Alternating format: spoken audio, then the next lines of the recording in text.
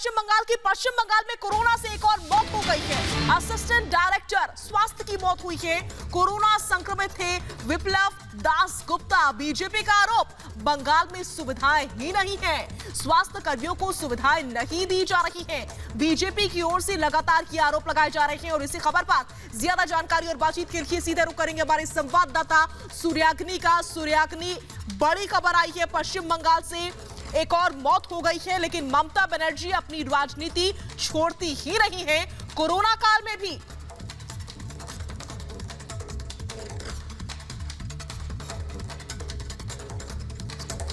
और हमारे साथ सूर्याग्नि इस वक्त जुड़े हुए हैं। सूर्याग्नि, आरोप जो लगाए जा रहे हैं कि लापरवाही बरती जा रही है, कितनी गंभीरता दिखाई दे रही है? और चूंकि असिस्टेंट डायरेक्टर लेवल का आदमी भी इसका शिकार हो रहा है। देखिए, ये बहुत एक दुर्भाग्यपूर्ण एक खराब खबर सामने आ रही है कि ये डॉक्टर जो है, इनकी मौत हो गई है।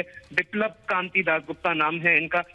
अभी सामने जो तथ्य सामने आ रहा है कि स्टेट डिपार्टमेंट भी कह रही है कि उनकी मौत हो चुकी है। ममता बनर्जी ने कुछ ट्वीट किया है, लेकिन क्या वो कोरोना की वजह से उनकी मौत हुई है कि नहीं, अभी तक उस पर स्टेट का कुछ ऑफिशियल कमेंट है नहीं। दूसरी बात, वेस्ट बंगाल डॉक्टर्स फोरम जो है, उन्होंने एक प्रेस स्टेटमेंट रिलीज किया है, जहां पे उन्होंने कहा है कि डॉक्टर विप्लव जो थे वो कोरोना पॉजिटिव थे। रोकूंगा आपको सूर्याग्नि। हमारे साथ एग्जीक्यूटिव एडिटर अभिषेक कपूर इस वक्त जुड़ चुके हैं। अभिषेक, पश्चिम बंगाल में क्या मामला है, क्या चक्कर है?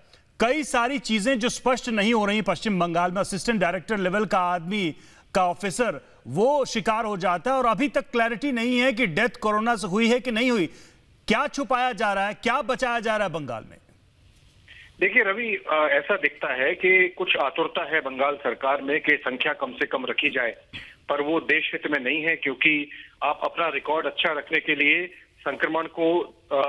संक्रमण की खबर दबा के संक्रमण को आप बढ़ावा दे सकते हैं। ऐसा दिख रहा है, क्योंकि ये दूसरा तीसरा शायद किस्सा है जिसमें कोशिश की गई कि उसको कोविड डेथ न दिखाया जाए। जो केंद्र की टीम थी, इंटर मिनिस्ट्रियल कमेटी, उन्होंने भी काफी सारी चीजें बताई थी कि हॉस्पिटल्स का रखरखाव ठीक से नहीं हो रहा है, जो कोविड रिलेटेड डेथ है उनको कुछ और कारणों में दिखाया जा रहा है, ये ठीक नहीं है। तो मेरे ख्याल से ये उसका एक बहुत बड़ा एविडेंस है। और डॉक्टर कम्युनिटी अगर इस बात को पूरी तरीके से रेखांकित कर रही है, तो मेरे ख्याल से सरकार को देश हित में और अपने राज्य के हित में सोचना चाहिए कि जो बदलाव जरूरी है वो करे। लेकिन अभिषेक, अगर वाकई ये स्थिति है तो ये तो हालात को खराब करने की और भी ज्यादा खराब करने की कोशिश है। हाँ, देखिए, मैं समझता हूं कि जो निर्देश केंद्र की समिति ने दिए थे या जो सजेशंस दिए थे, विचार सामने रखे थे, वो अगर इम्प्लीमेंट कर पाए बंगाल सरकार, कुछ मैं सुन रहा हूं कि कल रात को कुछ एक 11 पॉइंट प्रोग्राम बना के कुछ इम्प्लीमेंट करने की कोशिश भी की गई है, पर पूरे तरीके से कोऑर्डिनेशन में कमी ना छोड़ी जाए और किया जाए। एक तरफ तो बंगाल सरकार उन राज्यों में से है जो चाहती है कि लॉकडाउन बढ़ाया जाए, और दूसरी तरफ हम देख रहे हैं काफी सारे राज्य के हिस्से हैं जहां पे लॉकडाउन को स्ट्रिक्ट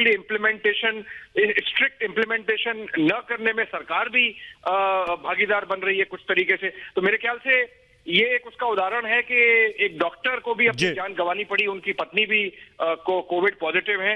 मेरे ख्याल से जो प्रोटोकॉल है आईसीएमआर का और केंद्र सरकार का, वो ठीक से लगाना चाहिए और जल्द से जल्द इस तरह के सारे प्रावधान करने चाहिए बंगाल सरकार को कि इस तरह के किस्से ना हो। और खासतौर से ये कि जो कोविड से रिलेटेड किस्से आ रहे हैं उनको किसी और कारण में दर्शा के उसकी डेथ न दिखाई जाए। अभिषेक, देखा था हमने कि जब सेंट्रल टीम आ रही थी तो ममता बनर्जी उसको रोक रही थी। राज्यपाल ने ममता बनर्जी सरकार की गतिविधियों पर टिप्पणी की कि इसे पॉलिटिकल, जानबूझ के इसे ड्रैग किया जा रहा है एज अ पॉलिटिकल इशू।